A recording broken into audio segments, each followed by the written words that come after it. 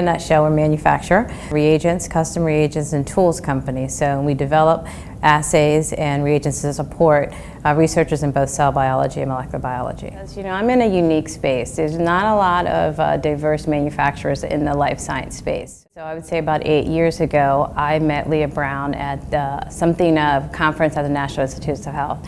And when she found out who I was, what we did as an organization, she immediately told me about Diversity Alliance for Science. I think that the diversity gives you some access to maybe some corporations that would not normally have talked to you.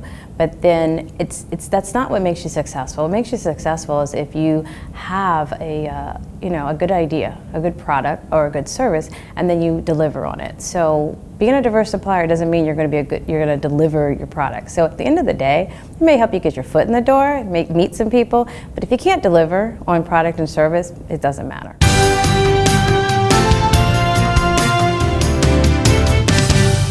This is the only organization that I'm aware of that if you're specific to the life science suppliers, that it gives you an opportunity to have very intimate, up close and personal relationships with key decision makers. But again, it does not mean that you don't have to put a lot of work in. So yes, people talk about networking, but then how do you connect the dots? What are you doing outside of conferences to stay in touch? But also, what value are you bringing to the corporations? And understanding that things don't happen overnight.